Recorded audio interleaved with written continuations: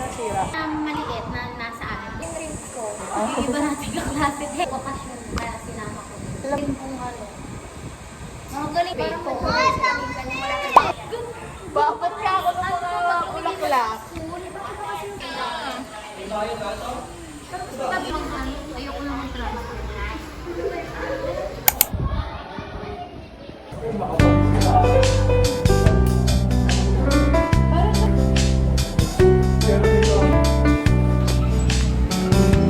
Hi.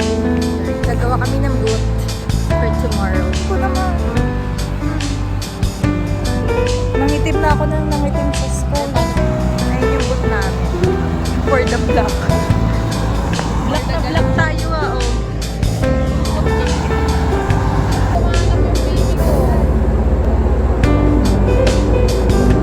Hi guys. Nasa labas kami ng tent. Our friend ay nasa vlog. Sobrang init sa may tent namin. Nandun yung generator.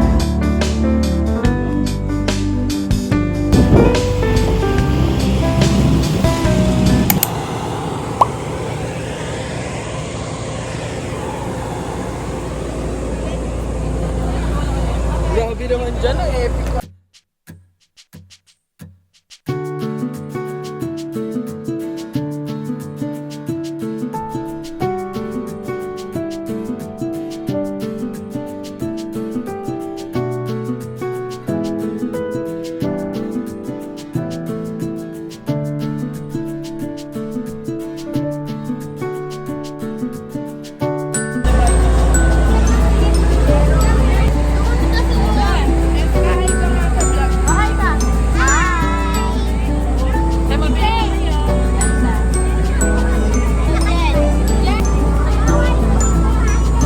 Hi guys! Dito kami sa free lunch namin. 30 pesos.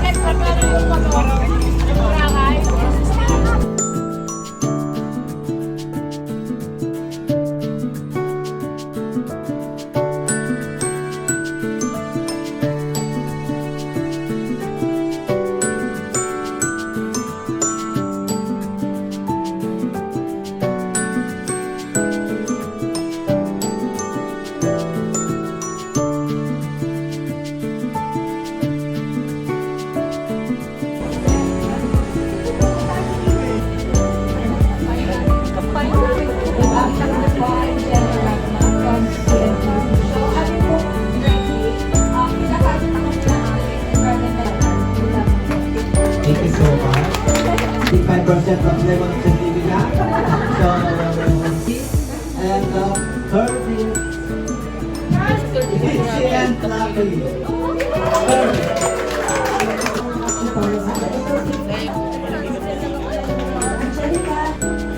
Press or buy. Tan tan tan tan tan. Will it go up? 94%. Stop it, John.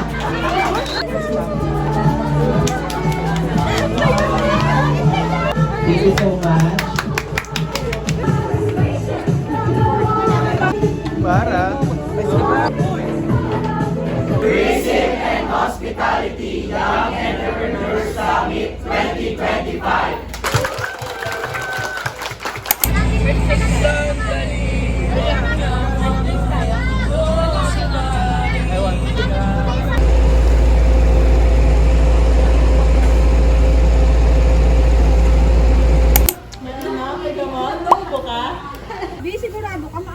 Oo, kaya.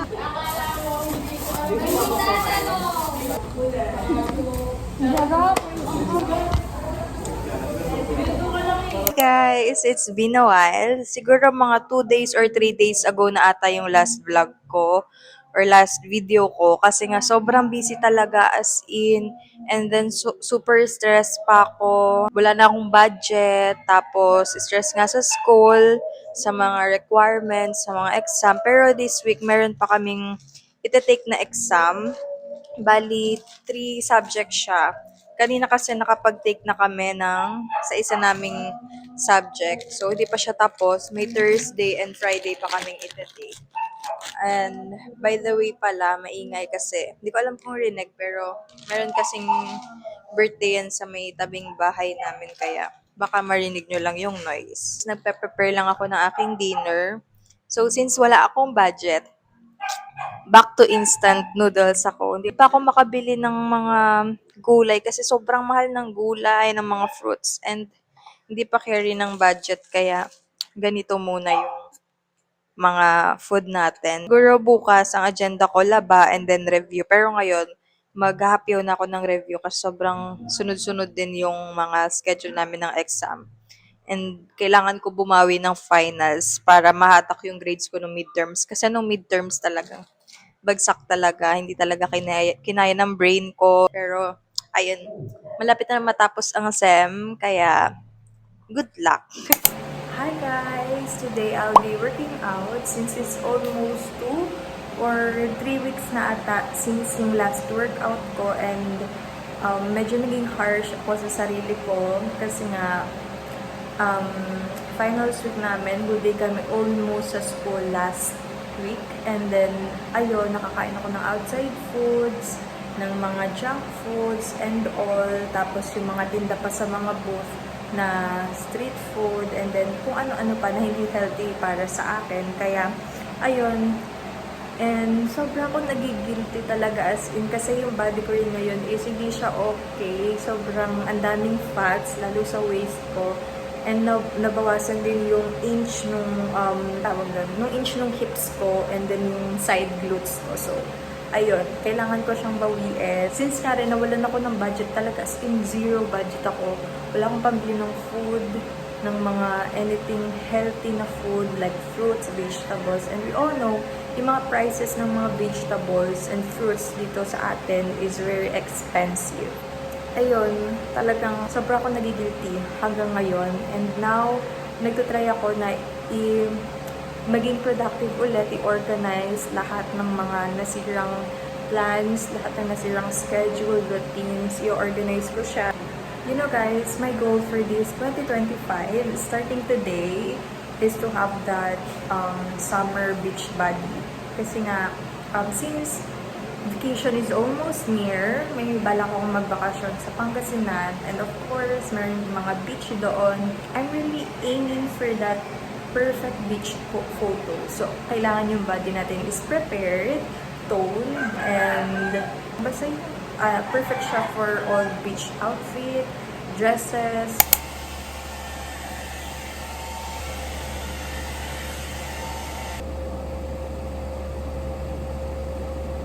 Hi guys! So, finally, I'm done doing my hair. Straight ko na siya. Sobrang ano nga lang ng kamay ko. Sobrang sakit, but it's okay. So, after 1 day, papaliguan ko na siya. Usually, mga 3 days siya binabandawan. Pero ako, babandawan ko na siya na after 1 day since bawal nga magtagal na hindi ako naliligo. And, ayun siya. Ito pala yung keratin na ginamit ko. Brazilian Keratin Botox. Sa Black Up lang siya nabibili. And then, hindi niya talaga ma-maintain yung ganitong pagka-straight ng mga 3 days, 2 days. Kasi nga, ano lang siya, treatment lang siya. Ang purpose niya ay mapalambot lang yung hair, ma-restore, yung mga parang dry, maalis yung mga frizziness. Ganun lang siya. And yung purpose din ng ating pag-straight is para malak yung treatment or yung gamot dito sa hair para ayun na, magtagal yung pagkalambot niya, hindi siya ganun mag-dry. Pero yung straight niya, hindi siya ma-maintain yung ganang straight. Though, kung natural straight hair kayo, ma-maintain naman yung pagka-straight niya. Pero hindi na itong straight na straight ha. Basta bagsak lang siya. Ganun lang yung magiging effect niya since ano lang siya, Brazilian Keratin. After lang neto is mag-review lang ako for our long test tomorrow. Pero mga 1 PM pa naman, so I have time pa rin ng umaga.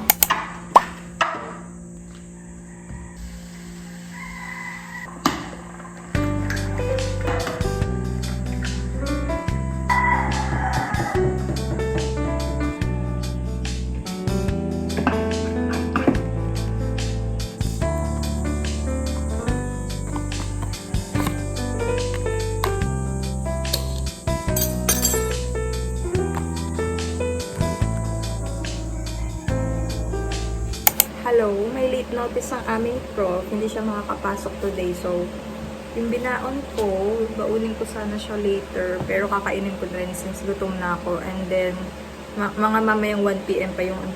Alam nyo, hindi ako nakagising ng 5:30 or 5 a.m. Kasi di ba ayun yung target ko. Pero naalala ko kasi meron kaming 9 a.m. na class. Kaya hindi na ako naggising na maaga kasi mga 4 hours na lang yung itutulog ko kapag 5 a.m.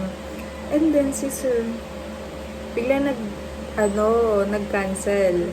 So, mamaya 1 p.m. pa yung klase ko. Pero it's okay. Para may time rin ako makapag-review.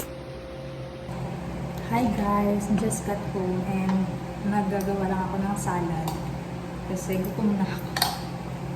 Tapos nakain ko kasi kanina, yung lunch ko kasi kanina is medyo umaga siya. So, I need some energy din kasi magre-review ako. Hindi pala naka-open yung mic kanina. Hindi siya gaano nakasaksak doon sa phone ko. Kaya sobrang ingay. And ulitin ko na lang yung mga pinakita ko.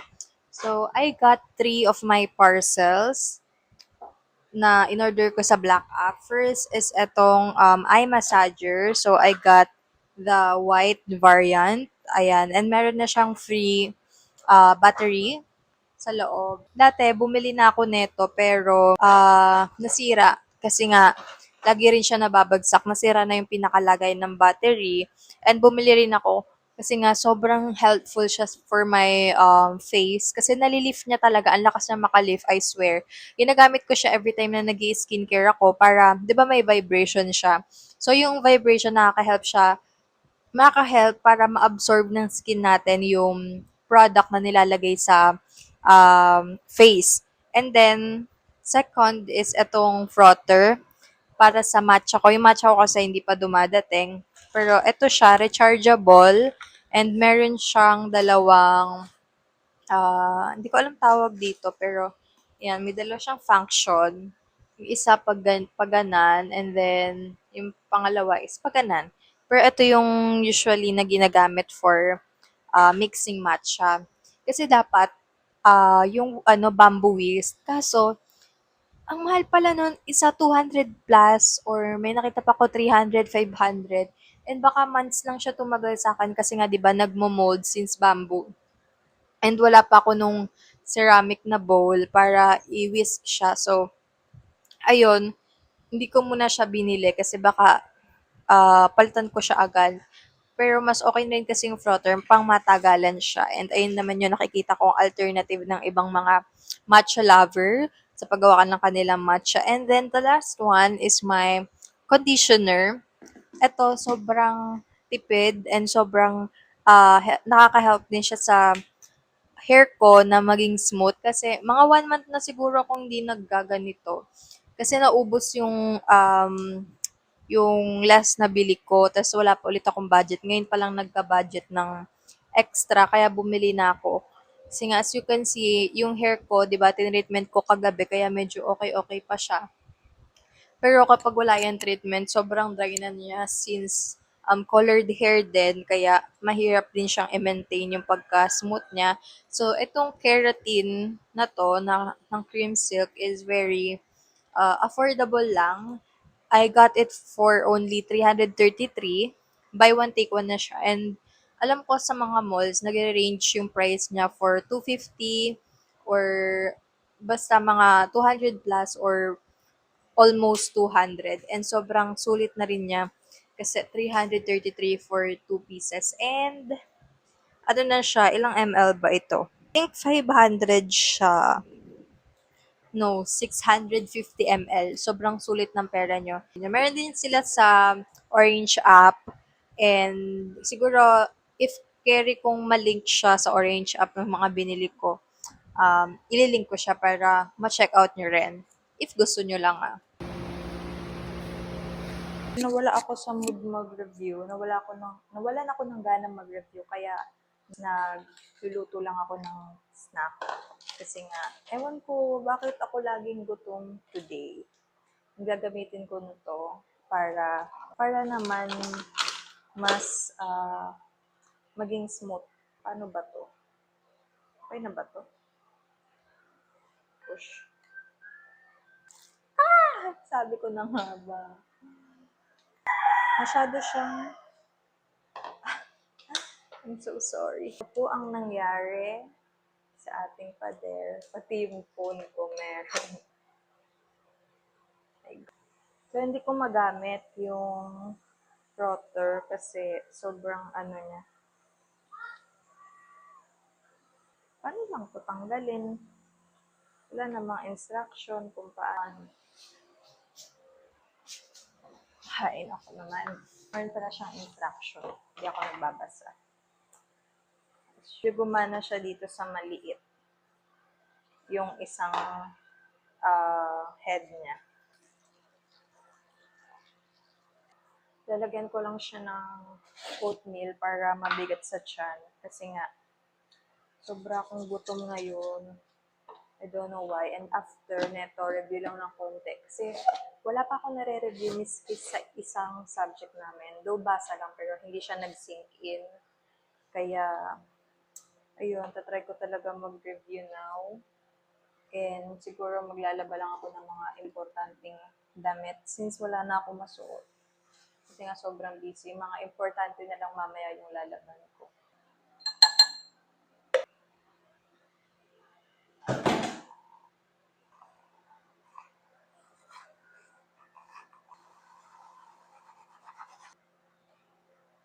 So, okay siya ng fino-froth kasi 'di ba nung wala akong frother, as in mano-mano ako dyan, and now mas okay yung taste niya. Yung iba, preferred na walang milk. Though dapat ang matcha kasi iniinom siya without milk talaga para maano mo yung benefits. Pero, I bought strawberry jam pala from Dali kasi sobrang sarap nito and meron siyang mga chunks ng strawberry. Unlike dun sa binili ko from Baguio, since mura lang, di siya masarap, ganun kasarap, and parang more on sugar lang siya. As you can see, yung cute ng strawberries niya, ayan, strawberry yan. Ang liliit. Then, I got milk pala. And bumili ako kasi buy one take one siya sa Dali, 167. Dalawa na.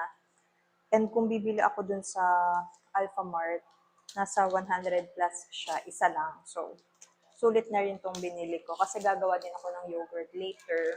And kung may time pa ako, gagawa ako. Pero kung wala, baka tomorrow na lang.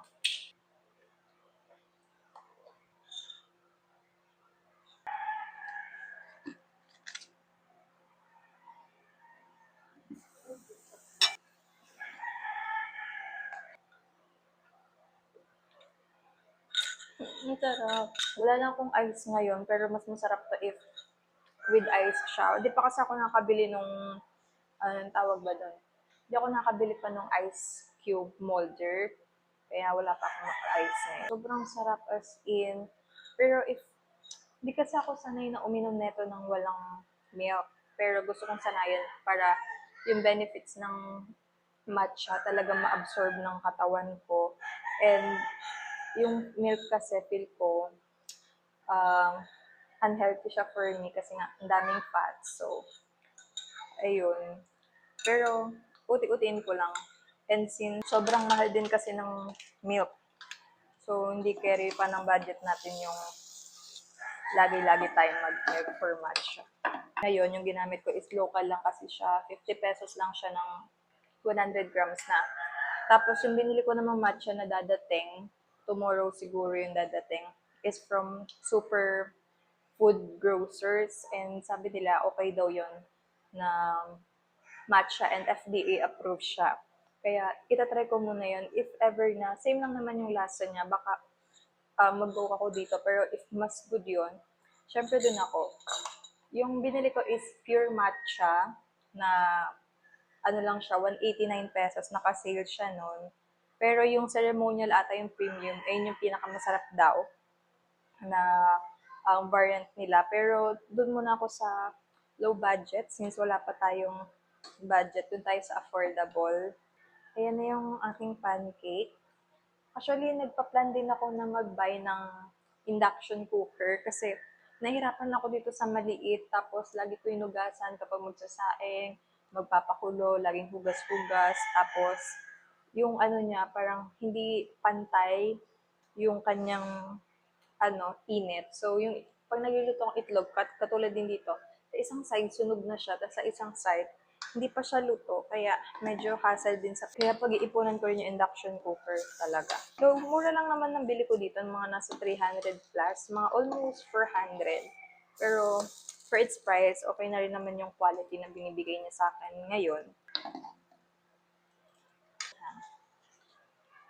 Little pancake.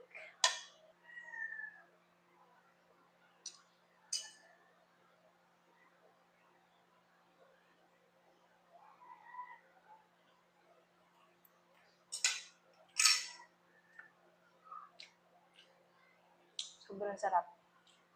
Pinalitan, di ba before, ang ginagamit ko is margarine.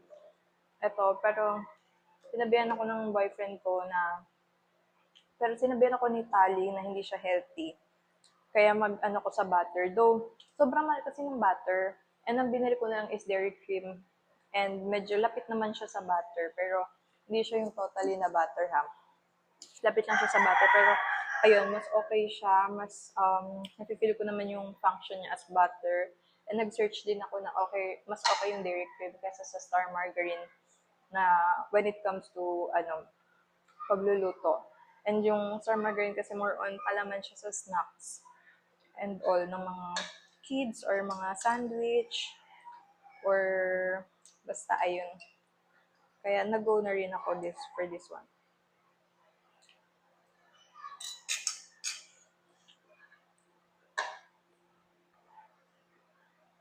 Ang sarap niya with butter. Parang yung butter ng ano ba yun? Mga fast food like Jollibee. Yung butter sa pancake nila. As in girl. Parang ganon. Ang sarap.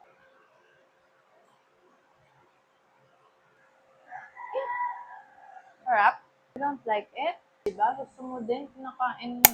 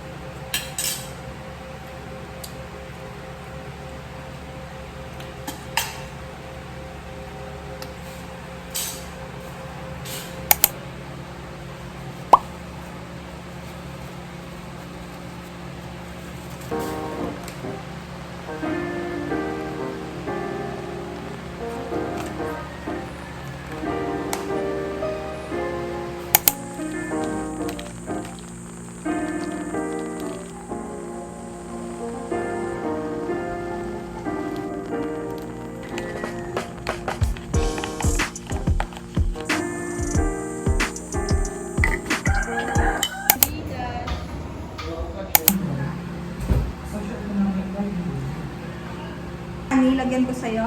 No.